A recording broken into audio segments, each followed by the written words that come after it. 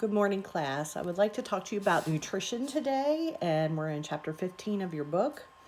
Some of this is going to be review, so we had some of this information already in A&P, so that part will be helpful.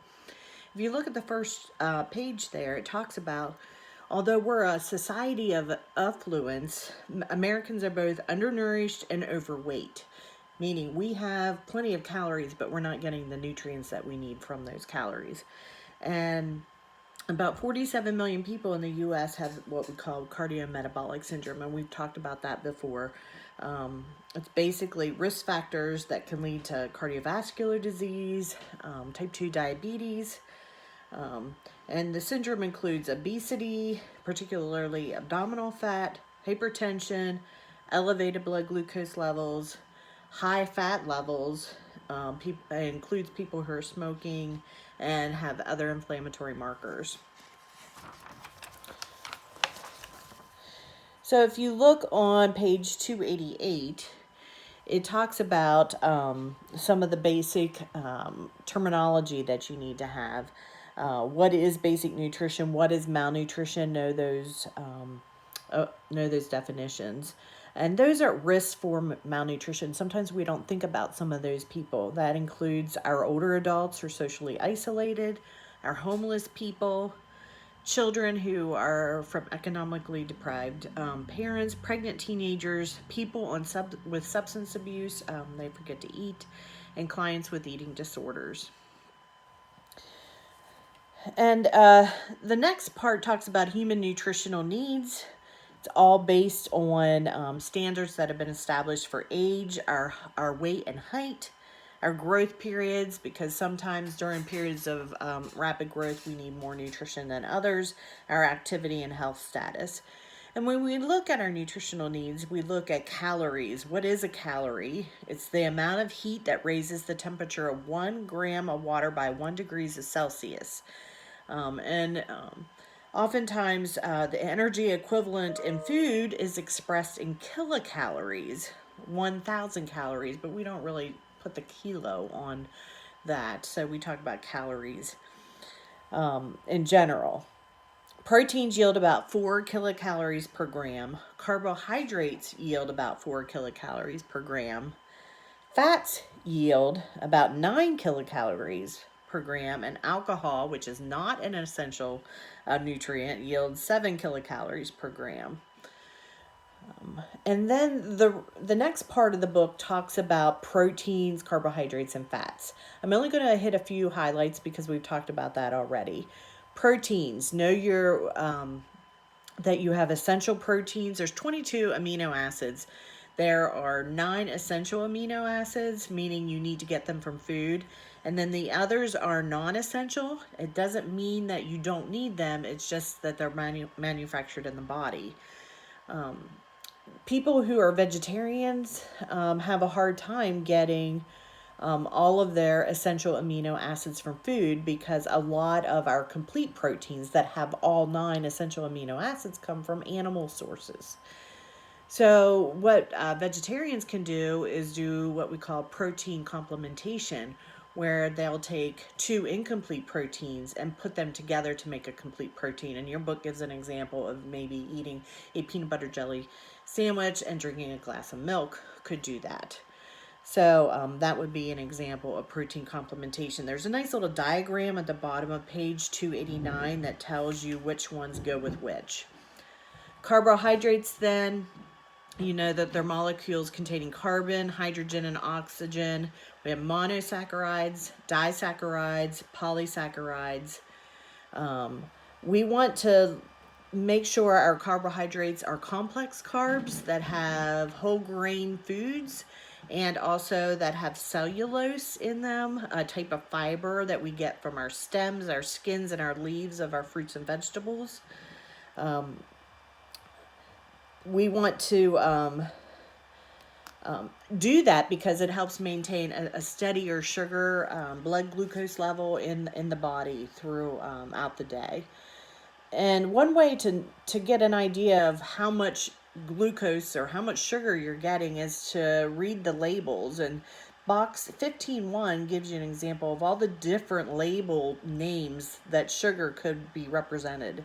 And a lot of people don't realize that maltose is sugar, or that evaporated cane juice is sugar. So look that over.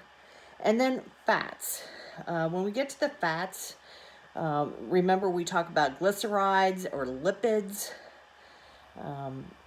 We want to maintain a cholesterol level of around of under 200, generally an overall cholesterol level. The thing that you want to remember is that there are specific types of lipoproteins of cholesterols. Lipoproteins are basically a combination of a lipid and a protein. And we look at ratios of how much lipoproteins that we have in our blood. So HDL, high density lipoprotein, is referred to as the good cholesterol because that cholesterol is delivered to the liver and removed from the body. Low density lipoprotein is called bad cholesterol because that is the cholesterol that's deposited in our arteries and contributes to a condition called atherosclerosis or coronary artery disease. So when we look at somebody's lipoproteins, we want to look at the HDL. We want higher levels of HDL and lower levels of LDL.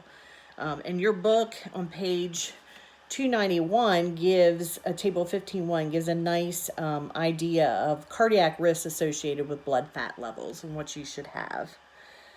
You want to pay attention to saturated fats versus unsaturated fats, trans fats. We've talked about those before. Know the difference. We want to have more unsaturated fats instead of saturated. Saturated fats have their outer rings totally full of hydrogen, and trans fats are the types of fats that we hydrogenate or add more hydrogen to it to preserve shelf life, but it's really bad for us. So read over that part. One thing that can help with the cholesterol levels are omega-3 fatty acids.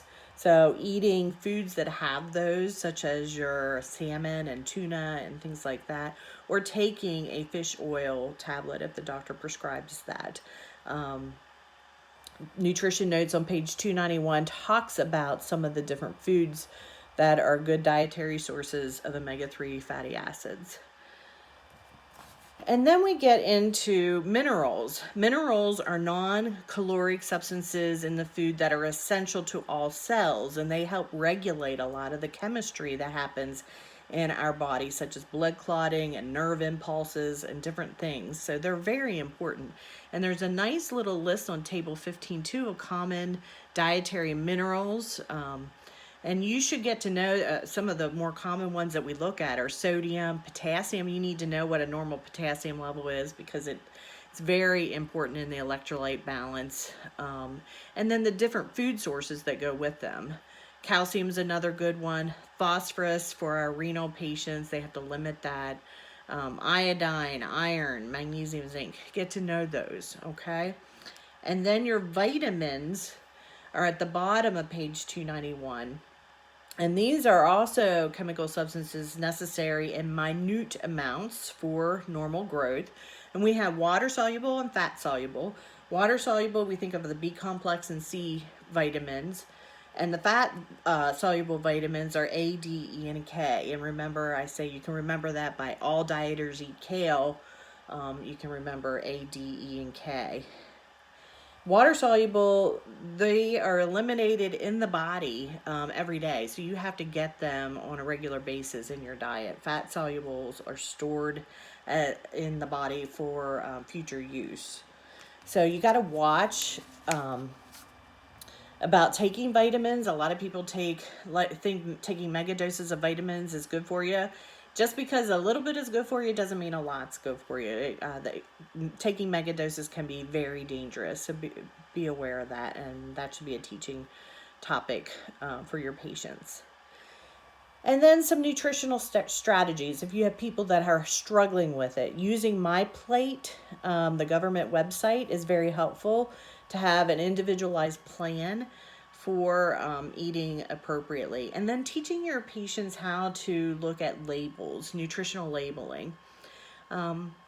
One thing we need to remember is that a lot of the labels talk about daily values. And daily values are calculated on a set of standards on the amount of total fat, saturated fat, cholesterol, sodium, carbohydrates, fiber, all of that based on a 2,000 calorie diet. So if you're on a different calorie diet, then you need to adjust the daily values for that. People should be paying attention to the amount of servings on the label, and there's a nice little label there on page 294. It gives you the serving size and how many servings are in that. Some people don't even look at that, and sometimes it's meant for 4 people and they eat the whole thing at one sitting. You want to look at calories. You want to look at the fat, the cholesterol, the sodium, the carbohydrate. I always tell people to try and get that dietary fiber up to like 5 grams, because that will help keep you feeling satiated and you won't get hungry as fast. Helps you to not gain weight as quickly. And then it talks about the different vitamins and calcium and vitamins and minerals there listed. When you get to the ingredients list, know that the first ingredient is the one that has the most, that product has the most of in it. So if sugar is listed number 1, you know it has more sugar than any other ingredient. Box 15.2 talks about the Healthy People 2020 objectives. And then box 15.3 gives you the regulations for labeling terms. We had to come up with regulations because people were saying things were low fat or low sugar. Well, what does that mean? And just remember, just because it says low fat doesn't necessarily mean it's good for you. They may have said low fat and that's it, but they raise the sugar content to make it taste better, or they raise the salt content. So look at every aspect of a nutrition label. And then nutritional patterns and practices for influences on eating. A lot of our influences come from how we were raised, what our parents taught us, the foods we ate as children, our attitudes and knowledge about nutrition. A lot of it can come from our income level. How much good, healthy food can we afford? And the time that it takes for good food preparation. Are we on the run and don't have time to prepare a meal? How many people are in the household? How close do you live to grocery stores, or are you just only having convenience stores close to you? And then how you use food for psychological reasons? Are you using it for comfort and for dealing with stress, or how you look at your body weight and how you feel about your body image can affect what you choose to eat. And then your religious beliefs. And if you would look up a number of different religions in the world, there's a lot of dietary issues related to those, such as Judaism, with separating the milk and the meat they cannot touch in a kitchen, and some practice vegetarianism. So if you practice a specific faith, you might want to look at that. Catholics right now are in Lent, and certain Fridays they have certain dietary restrictions. So think about that when you're dealing with your patients. Then looking at vegetarianism, look at how we can help our vegetarians get the appropriate amount of nutrition that they need. And there's a nice teaching list there on the bottom of 295 teaching about vegetarian diets. So how do you do a nutrition assessment? Well, first you want to take a dietary history. You want to answer all of those bulleted points at the bottom of 296. And then you want to take objective data. You want to get anthropometric data, such as their BMI, their mid-arm circumference, their tricep skin fold measurements, and your book tells you how you can do that. I would calculate your BMI definitely, so you know exactly where you stand right now. And the BMI interpretation is in box 15.4 on page 298. Abdominal circumference is another one you want to get. And then just a general physical assessment is really good. And getting some labs, because labs can tell us a little bit about nutrition as well. The H&H, glucose levels, serum albumin, cholesterol, triglycerides, and lipoproteins. Really important lab work to tell us how how well a person's doing nutritionally. And then the next part of the chapter talks about how we deal with specific problems with nutrition. There's one on obesity, and there's some good client and family teaching on promoting weight loss. So read over that. Emaciation. Know the definition of emaciation, and cachexia. That's one where you have general wasting away of tissue. I saw a lot of cachexia when I was doing hospice nursing back in the early 90s. I had a lot of AIDS patients, and so that they had cachexia. Our end of life patients with cancer may have cachexia. Know the pharmacologic considerations on weight loss medications, and then for our gerontologic considerations, our patients with dementia and our homebound seniors have issues with getting food or knowing when to eat. So look that up. And there's kind of an interesting pharmacologic consideration there. Megestrol, it's a female hormone group. We've used that. It's the brand name is Megace, to stimulate appetite for people who have cachexia or have anorexia and don't feel like they want to eat. That sometimes helps. And then also medical marijuana also has been known to help with appetite. Get to know what anorexia is and how to overcome anorexia. There's Nursing Guidelines 15.1. Cater to their food choices, offer small foods frequently, nutrient dense, have them in a sitting position, make sure you're giving good oral hygiene before, and have people try to be with other people when you eat. You tend to do better eating when you're with somebody else. And then adding some things to add flavor and spice, spices and herbs. And serve it at appropriate temperature. If it's supposed to be hot, it should be hot. If it's supposed to be cold, it should be cold. Relieving nausea, another Nursing Guidelines 15.2. Help them take deep breaths, don't have them move quickly, limit their intake of food, and avoid making negative comments about food, and making sure there's no annoying odors or sights in their view when they're nauseated. And then there's some definitions: vomiting, emesis, vomitus, retching, regurgitation, projectile vomiting. Know those definitions. And then on page 302, how do you manage somebody who is vomiting? I would know that because you're going to have patients who are vomiting and you need to know what to do. And then preventing and relieving stomach gas. Know what eructation is, which is belching, and flatus is the gas that's in the intestine. What foods to avoid when somebody has gas, and what can we do as nurses to help promote the elimination of gas, such as ambulation, eating the appropriate foods, not using a straw, telling them not to smoke and not to use chewing gum, and things like that that can promote gas buildup. And then you need to know how to manage client nutrition. Know those common hospital diets on page 303. They're very important. You're going to be using them all year and probably for the rest of your career. How do you set up a meal tray? And how do you feed somebody, which we've already done in lab, so you should be able to do that. Make sure you're sitting eye level, face to face. Ask them what they want, one food at a time. Don't shovel it in too fast. Give them time to chew and swallow. And then it gives you some sample information on how to feed a client with dysphagia. Making sure that they're sitting up appropriately, that they've been rested, that they're not distracted, and then whether or not they're on a liquid diet or a pureed diet. Give them small, frequent meals if they get tired. And then feeding the visually impaired client, sometimes having rims on the dishes. Finger foods is very helpful for the visually impaired so they can pick it up easily.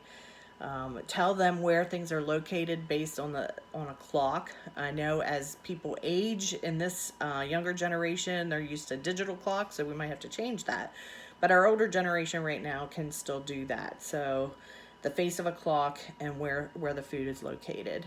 And then assisting a client with dementia. And then there's a nice care plan and some skills at the back of the chapter. Make sure you read over those, and I hope this was helpful. Thank you.